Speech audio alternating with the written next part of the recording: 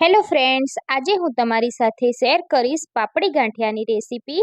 કંદોઈના perfect માપ સાથે આજે આપણે ઘરે એકદમ ઇઝી પાપડી ગાંઠિયા બનાવીશું. પરફેક્ટ માપ સાથે આ ગાંઠિયા બનાવશો તો તમારા ગાંઠિયા બહારથી એકદમ ક્રિસ્પી અને અંદરથી એકદમ પોચા એવા બનશે. આપણે કોઈ પણ જાતના ઝારાનો ઉપયોગ કરવાનો નથી, માત્ર ઘરમાં રહેલી વસ્તુમાંથી જ આપણે આ ફાફડા તૈયાર કરીશું. તો ચાલો જોઈ લઈએ રેસીપી ગમે તો વિડીયોને લાઇક અને શેર જરૂરથી કરજો. ગાંઠિયા બનાવવા માટે સૌ પ્રથમ આપણે પરફેક્ટ માપ લેવું જરૂરી છે. તો મેં અહીંયા અડધા કપ જેટલું પાણી લીધું છે, સાથે તે જ કપ ભરી અને તેલ લીધું છે. તો પાણી અને તેલનું પ્રમાણ એકદમ પરફેક્ટ હોવું જોઈએ.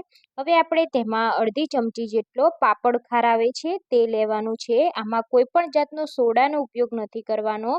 આમાં પાપડ ખારથી જ આ પાપડી ગાંઠિયા સારા બનશે, એટલે આપણે તે જ ઉપયોગમાં લઈશું. મીઠું એડ કરી આ રીતે થોડું ફેટી લેવાનું છે. આ રીતે પાણી અને તેલ મિક્સ થશે એટલે આ રીતનું પાણી થઈ જશે. હવે આપણે તેમાં લોટ એડ કરવાનો છે. તો મેં અહીંયા 300 ગ્રામ જેટલું બેસન લીધું છે.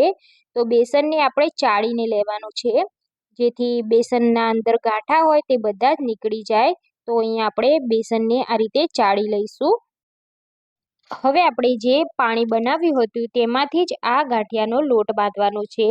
તો લોટને સરસ રીતે પાણી સાથે મિક્સ કરી આપણે મીડિયમ થીક લોટ બાંધી લેવાનો છે. તો મેં અહીંયા લોટને બાંધી લીધો છે. આ રીતનો કઠણ થોડો લોટ બાંધવાનો છે. હવે આપણે તેમાં થોડું પાણી એડ કરી અને લોટને થોડો ઢીલો કરવાનો છે. એટલે આપણે લોટને થોડો ફેટી લેવાનો છે. અત્યારે લોટનો કલર આ રીતનો તમને પીળો લાગતો હશે, પણ જ્યારે આપણે લોટને ફેટીશું એટલે તેનો કલર ચેન્જ થશે. તો લોટને આપણે થોડું પાણી એડ કરી આ રીતે ફેટી લેવાનો છે. પછી થોડું આપણે તેલ એડ કરી આપણે લોટને હાથેથી છૂટો કરી લઈશું. તો તમે જોઈ શકો છો અહીંયા આપણો એકદમ પરફેક્ટ લોટ બંધાઈ ગયો છે. આ રીતનો વધારે ઢીલો પણ નહીં અને કઠણ પણ નહીં, એ રીતનો લોટ હોવો જોઈએ. હવે આપણે આ ગાંઠિયા સંચામાં બનાવવાના છે, એટલે આપણે સંચાને તેલથી ગ્રીસ કરી લેવાનું છે. જો તમારી પાસે જારો હોય તો તમે જારાનો પણ ઉપયોગ કરી શકો છો. તો આ રીતે આપણે બંને સાઈડ તેલથી ગ્રીસ કરી લઈશું અને જેટલો લોટ સમાય સંચામાં એટલો આપણે લોટ એડ કરી દેવાનો છે. તો લોટને આપણે આ રીતે ભરી દઈશું અને બંધ કરી દઈશું. હવે આપણે સાઈડમાં તેલ ગરમ કરવા મૂકી દીધું છે. તો તેલ મીડિયમથી ગરમ થાય એટલે આપણે તેમાં પાપડી ગાંઠિયાને પાડીશું. તો આ રીતે આપણે રાઉન્ડ શેપમાં ફેરવતા જઈશું અને તેને ગરમ તેલમાં પાડવાના છે. તો ગેસની ફ્લેમ આપણે મીડિયમ જ રાખવાની છે.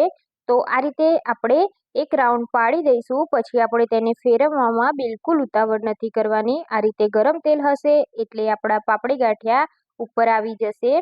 પછી આપણે તેને એકદમ હલકા હાથે તેને ફેવરી લેવાના છે. તો આ રીતે તેની સાઈડ ચેન્જ કરી દઈશું અને ફરી બીજી સાઈડ પણ આપણે તેને 2 થી 3 મિનિટ જેવું થવા દેવાના છે. તો પાપડી ગાંઠિયા જ્યાં સુધી ક્રિસ્પી ના થાય અને એકદમ સરસ રીતે તેનો કલર ચેન્જ થાય પછી આપણે તેને બહાર કાઢવાના છે.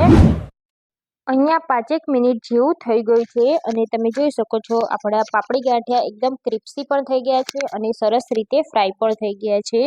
તો હવે આપણે બિલકુલ તેલ ના રહે તે પ્રમાણે તેને બહાર કાઢી લેવાના છે અને આપણે તેને કિચન પેપર યા તો બટર પેપર ઉપર રાખી દેવાના છે, જેથી વધારાનું તેલ બધું શોષાઈ જાય. તો સેમ આ જ રીતે આપણે બધા જ પાપડી ગાંઠિયાને તળી લેવાના છે.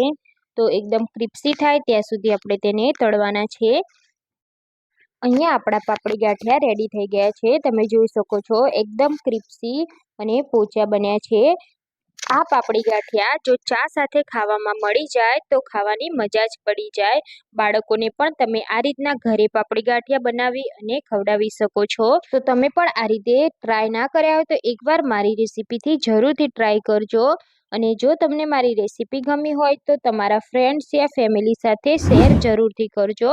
અને મારી ચેનલને સબસ્ક્રાઈબ ના કરી હોય તો ચેનલને સબસ્ક્રાઈબ જરૂરથી કરી લેજો. અને આવી નવી રેસીપીના નોટિફિકેશન મળી જાય એના માટે બેલ આઇકોન જરૂરથી દબાવજો. તો ફરી મળીશું આપણે એક નવી રેસીપી સાથે. જય શ્રી કૃષ્ણ.